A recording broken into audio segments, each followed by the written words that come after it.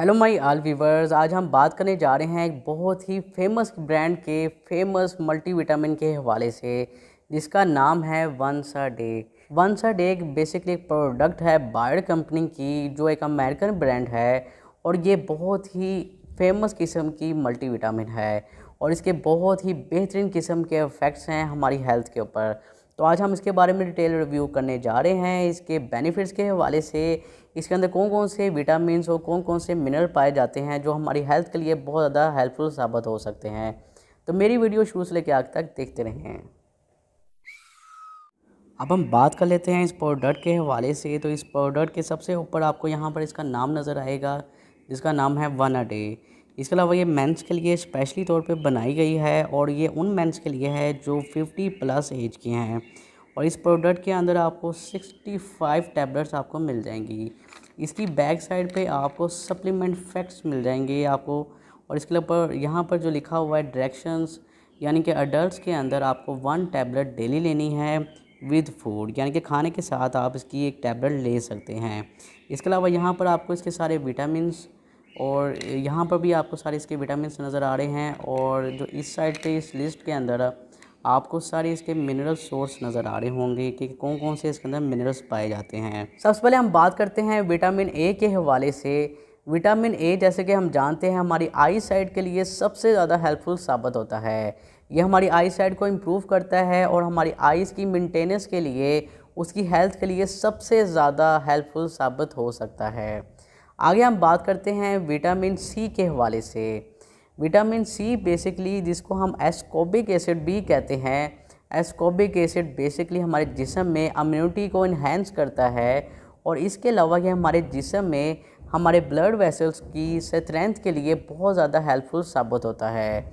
यह हमारे बीपी को काफ़ी हद तक मेंटेन भी कर सकता है। आगे हम बात करते हैं विटामिन डी के हवाले से।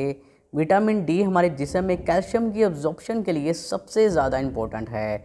अगर हमारे जिस्म में विटामिन डी की कमी हो जाए तो हमें बहुत से प्रॉब्लम हो सकते हैं बोन से रिलेटेड, जिसके अंदर ऑस्टियोपोरोसिस आ सकता है, फ्रैक्चर्स हो सकते हैं बोन्स के। तो इसके लिए विटामिन डी काफ़ी ज़्यादा हेल्पफुल साबित होता है।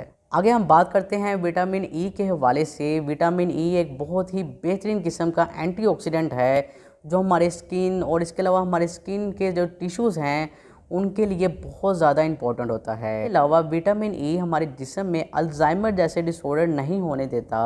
अल्जाइमर के अंदर मेमोरी लॉस होता है पेशेंट को, तो ऐसी कंडीशन में विटामिन ई काफ़ी ज़्यादा हेल्पफुल साबित हो सकता है। आगे हम बात करते हैं विटामिन के हवाले से। विटामिन के हमारे जिस्म में वाउंड हीलिंग में बहुत ज़्यादा हेल्पफुल साबित होता है, क्योंकि विटामिन के हमारे जिस्म में ब्लड क्लॉटिंग में एक बहुत ही हेल्पफुल फैक्टर है। अगर हमारे जिस्म में विटामिन के की डेफिशिएंसी हो जाए या कमी हो जाए तो विटामिन के की गैर मौजूदगी में हमारा जो ब्लड है उसमें क्लॉटिंग नहीं होगी, जिसकी वजह से हमारा काफ़ी ज़्यादा खून बह सकता है। तो क्लॉटिंग फैक्टर में विटामिन के सबसे ऊपर है। आगे हम बात करने जा रहे हैं थायमिन, रेबोफ्लेविन और नियासिन के हवाले से। थायमिन को हम B1 कहते हैं, रेबोफ्लेविन को हम B2 और नियासिन को हम B3 कहते हैं। जो थायमिन है और रेबोफ्लेविन और नियासिन है, इन तीनों के बेसिकली तीनों के सेम ही बेनिफिट्स हैं। बेसिकली सबसे पहले ये हमारे मेटाबॉलिज्म में सबसे अहम रोल अदा करते हैं। हमारा मेटाबॉलिज्म जिसमें कार्बोहाइड्रेट, फैट, प्रोटीन, उनकी ब्रेकडाउन के लिए ये बहुत ज़्यादा हेल्पफुल साबित होते हैं। और इसके अलावा जो उनका दूसरा जो बेहतरीन किस्म का बेनिफिट है वो हमारे नर्वस टिश्यूज़ के ऊपर है। नर्वस सिस्टम के अंदर बेसिकली हमारी नर्व्स होती हैं, इनकी प्रोटेक्शन और उनको स्ट्रेंथ करने के लिए बेसिकली ये 3 विटामिन बहुत ही ज़्यादा हेल्पफुल साबित हो सकते हैं। आगे हम बात करते हैं B6 के हवाले से। B6 को हम पेरिडोक्सिल भी कहते हैं। पेरिडोक्सिल हमारे मूड को इन्हेंस करता है। वो हज़रात जिनको भूख नहीं लगती या फिर उनको इंसोमिया जैसे प्रॉब्लम है, यानी कि इंसोमिया जिसके अंदर नींद का आना मुश्किल होता है, तो ऐसी कंडीशन में ये विटामिन काफ़ी ज़्यादा हेल्पफुल साबित हो सकता है। इसके अलावा पेरिडोक्सिन हमारे जिस्म में कोलेस्ट्रॉल के अमाउंट को काफ़ी हद तक कम कर सकता है। अगर हमारे जिस्म में कोलेस्ट्रॉल की अमाउंट कम हो तो हमें हार्ट अटैक जैसे इश्यूज़ और हार्ट के जो इश्यूज़ हैं उनसे हम काफ़ी हद तक बच सकते हैं। आगे हम बात करने जा रहे हैं फोलिक एसिड के हवाले से। फोलिक एसिड प्रेगनेंसी के दौरान मदर और चाइल्ड की हेल्थ के लिए बहुत ज़्यादा इम्पोर्टेंट है। प्रेगनेंसी के दौरान वुमेंस को इसकी ख़ास अमाउंट जो है रिकमेंड की जाती है, ताकि जो फीटल है, न्यू बोर्न है, उसके अंदर किसी किस्म का स्पाइन और ब्रेन के डिफेक्ट्स ना हो सके और प्रेगनेंसी काफ़ी हद तक नॉर्मल हो सके। और ये फोलिक एसिड बेसिकली बहुत सी रिसर्चेस कहती हैं कि ये मिसकैरेजेस के जो इश्यूज़ हैं उसको ये काफ़ी हद तक कम कर सकता है। आगे हम बात करने जा रहे हैं B12 के हवाले से, इसका दूसरा नाम कोबालामिन भी है।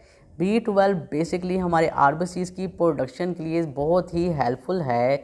अगर हमारे जिस्म में B12 की कमी हो जाए तो हमें अनीमिया हो सकता है। अनीमिया एक ऐसा प्रॉब्लम होता है जिसके अंदर हमारे आरबीसीज की अमाउंट काफ़ी हद तक कम हो सकती है। और अगर हमारे जिस्म में B12 की डेफिशिएंसी है या कमी है तो हमें अनीमिया होता है, जिसका नाम है B12 डेफिशिएंसी अनीमिया। इसके अलावा B12 हमारे जिस्म में नर्वस टिश्यू, हमारे नर्वाइन डिसऑर्डर या वो हजरात जिनको असाब की कमज़ोरियाँ हैं, असाब की दर्दें हैं, उनके लिए B12 बहुत ही हेल्पफुल साबित हो सकता है। आगे हम बात करने जा रहे हैं बायोटिन के हवाले से। बायोटिन बेसिकली हमारी हेयर ग्रोथ के लिए सबसे ज़्यादा इम्पोर्टेंट है।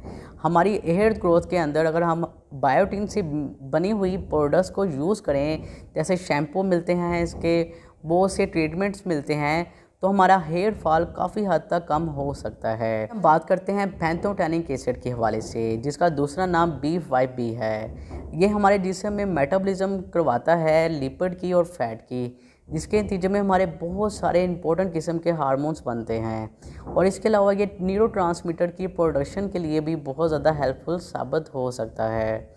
न्यूरोट्रांसमीटर यानी कि वो ट्रांसमीटर्स होते हैं जो हमारी बॉडी से हमारे ब्रेन तक सिग्नल भेजते हैं, मैसेज भेजते हैं। तो सबसे पहले आता है कैल्शियम।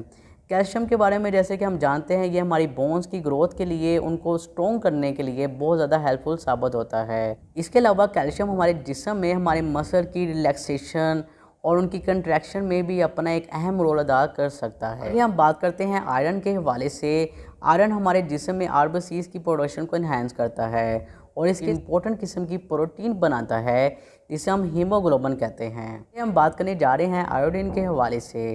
आयोडीन हमारे जिस्म में हमारे थायराइड ग्लैंड के मेंटेनेंस के लिए और उसके प्रॉपर फंक्शन के लिए बहुत ज़्यादा हेल्पफुल साबित हो सकता है।